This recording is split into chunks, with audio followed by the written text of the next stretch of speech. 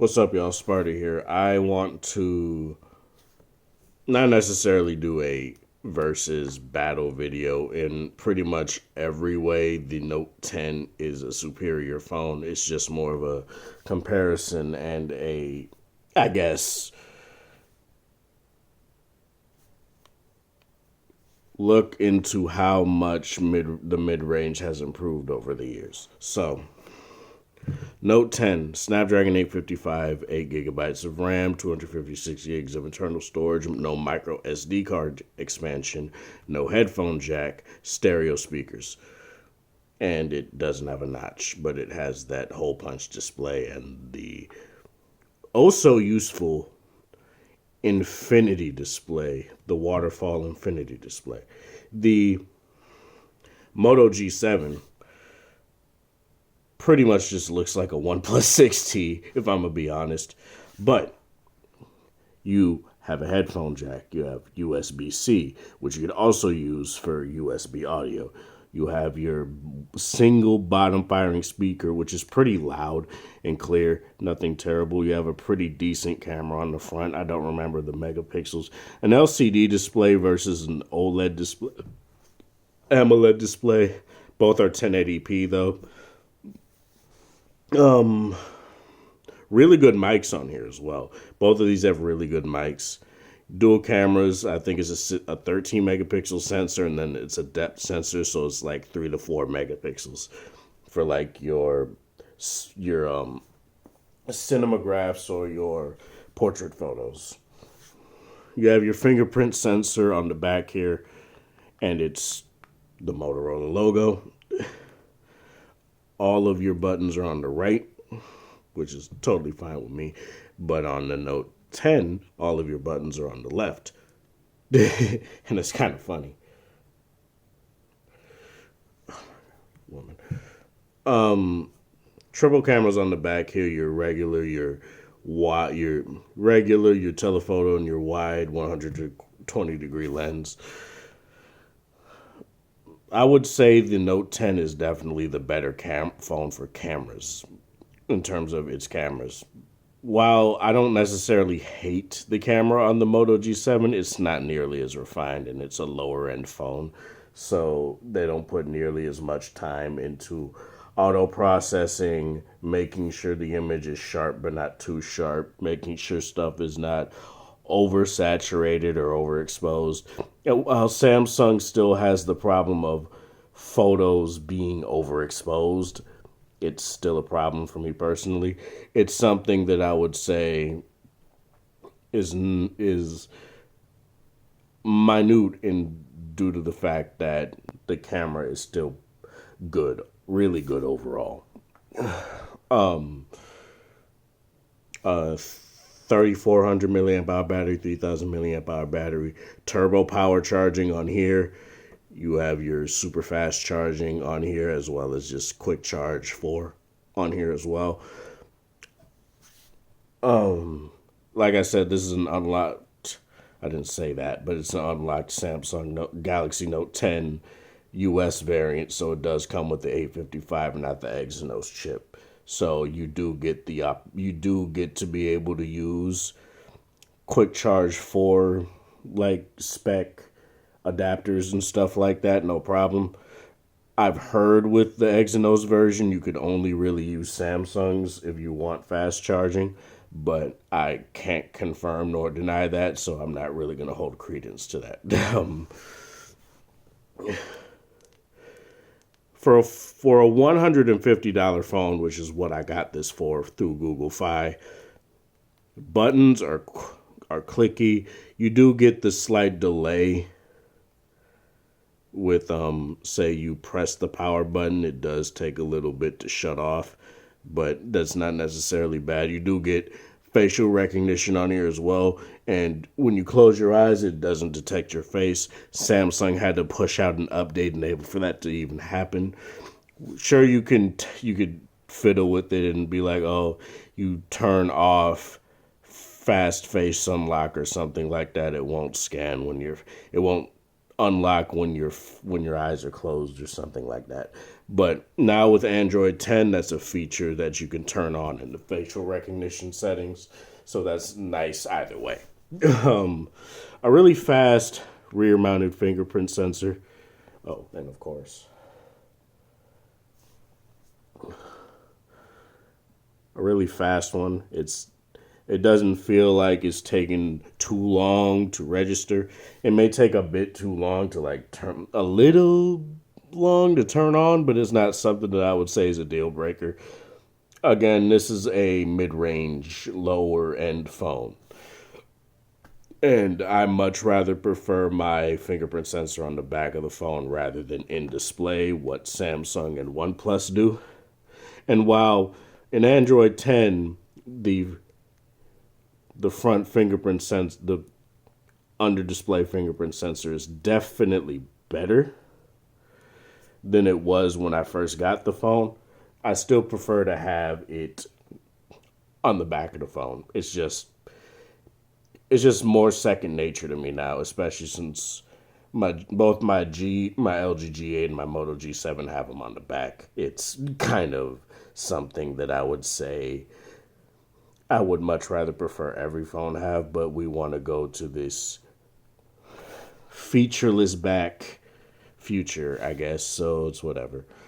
No headphone jack on the Note 10, like I said. This has one. It is not gonna be an LG quad DAC headphone jack by any stretch of the imagination. Don't you buy this thinking you're gonna get that. If you want that, get a V30 or a V40 or something. If you don't necessarily want a V50 or G8, that's where I'd say go that route. And you can get those used. I found V30s for like $80 on eBay. So that's something that I would say you can do, and you can find a V40 for like 200. So it's not even that much more. So yeah, if you want high quality audio, you want to be able to get like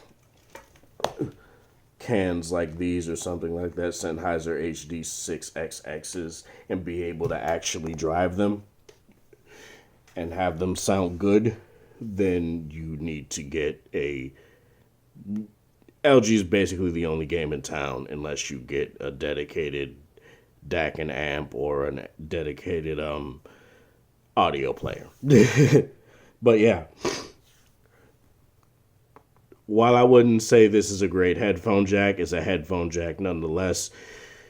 The performance is kind of like it's very flat and dull. It doesn't really sound that great for certain things. Bass reproduction is pretty good, but that's what pretty much every phone should at least do now. So that's something that I would say isn't it's not a deal breaker. I would rather have a headphone jack than not. So it's just not my personal choice when it comes to audio.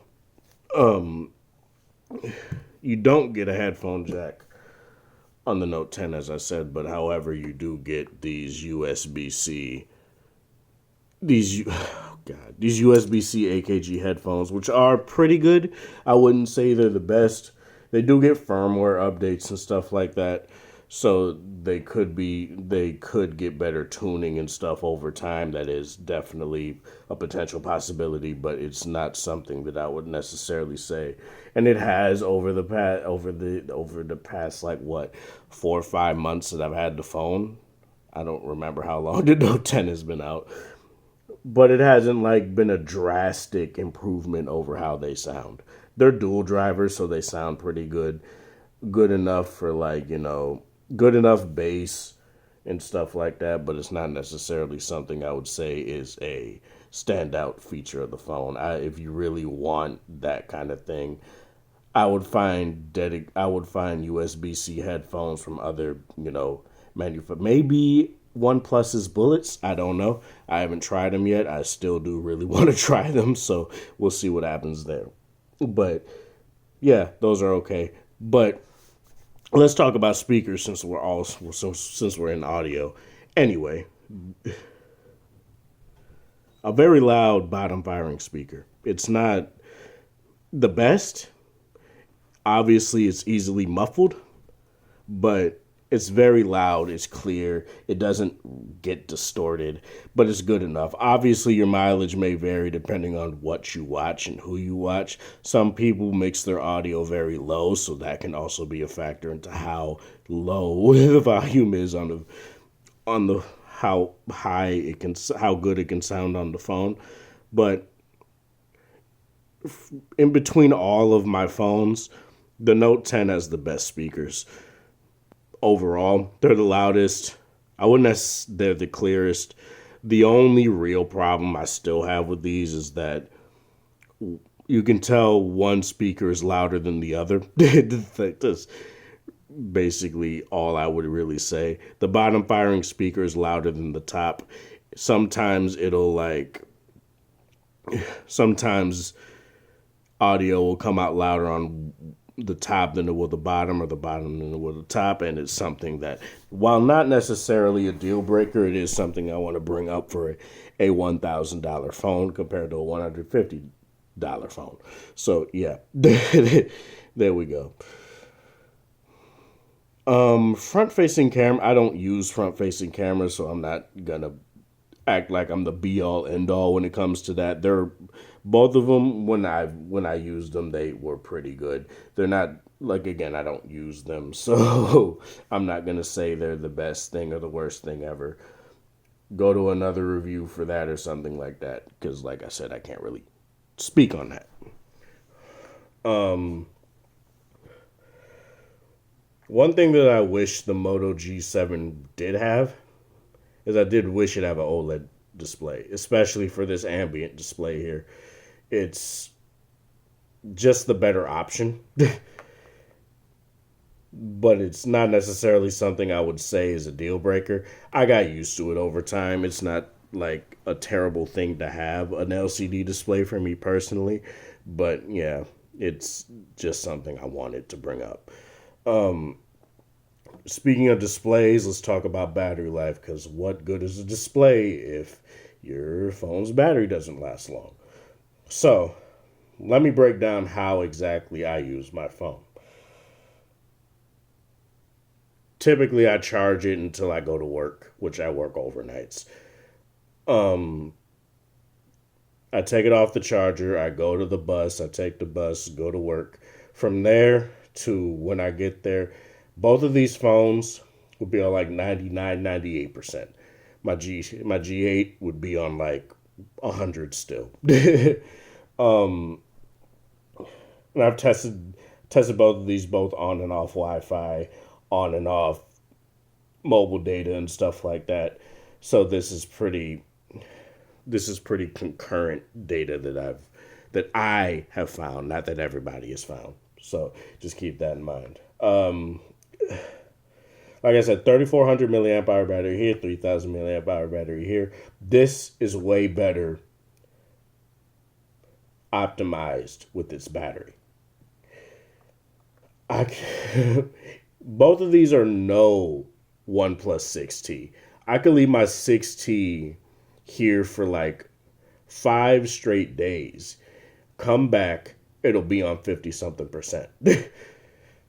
That's great. But when I get back here, this may be on like 20-30%, because typically I'd leave my 6T and my Moto G7 here and just use them if I need them when I'm here at my mom's house, because I come here to get to work and stuff like that. But when I get off work, this would be on 80%. This would be on 60, maybe in the high 50s. And while that's not necessarily terrible, it's just something that I would say is a thing to highlight. Both of these phones are really good are good enough when it comes to standby time. I would say this is definitely the superior phone. In terms of Bluetooth playback, because I listen to a lot of podcasts as well, this also did better. I think this was like at 70-something%, whereas this would I'd be lucky to still have 50% some nights. Not every night, but some nights. It would be on like it would maybe sometimes be at 30%, and that was terrible. So, yeah. Um Fast charging on both of these, so you don't necessarily have to worry about taking forever for both of these to charge. Both of these you can use on whatever charger, whatever fast charger, it doesn't matter. Whereas the OnePlus 6T, you have to use it with its warp charger, dash charger. Otherwise, it won't fast, or at least it won't say it's fast charging because it does seem to charge fast, but it doesn't say that it's fast charging. So that's something that I would keep in mind. But both of these support fast charging. Both of these charge very fast, and that's something to keep in mind. I don't have the hard number crunching data, but say this will tell you how both of these will tell you how long it takes. Say at like 10-20%, this will take like an hour and a half to fully charge, and this will take, depending on how hot the phone is and stuff like that, which it can get hot. I typically use it to like run auto modes on games and stuff like that. So it'll take maybe about the same time, if not 10 minutes faster. And this is not like the I'm not using the bigger Samsung wall charger. I'm using the one that came with the phone, which is 10 watts, I believe. It's either 10 or 15 watts, I don't remember. And when it's super fast charging, it'll charge in like an hour, under or up to an hour. So, yeah, both of these charge really fast. You don't really got to worry about that. Like Flossie Carter says, they are shit shower and shave phones. So, as he would say, and these do last a very good amount of time. But where I'd say both of these shine, if you want a smoother experience and you want to be able to play games, this is the phone to get. You can't get Fortnite on here. So you want to get your kid a phone because he wants to play Fortnite or whatever. You can't play that on here. You can play stuff like Bloons Tower Defense and like Tesla versus Lovecraft, stuff like that. But you have to not have every single high setting on for, say, Tesla versus Lovecraft or something like that, because it'll just tank the phone's performance. And they do take a noticeably longer amount of time to load. It's not like, it's like maybe 10 to 20 seconds. It's not like, oh, it takes a whole decade to load or anything like that. It takes like an extra 10, 15 seconds. So I wouldn't definitely not get this for a kid for gaming or anything like that, unless it's like very rudimentary Angry Birds or stuff like that. Or like I said, Bloons Tower Defense 6. I don't know how far you can get into it without it tanking performance, because that game can get very demanding. So, yeah. What else? Oh, yeah, right. I would definitely have this as like a YouTube, music, even camera. The camera is good enough on here that people that say you want to get your kid a starter phone, it's something that I would say is definitely a good buy. This is when they're ready for the big leagues. This, the G8, or I guess now I would say the G9 and V60. These are phones, if they don't even necessarily care about performance necessarily, get them this. And if they just want to use it for social media and YouTube and stuff like that, this is a really good phone.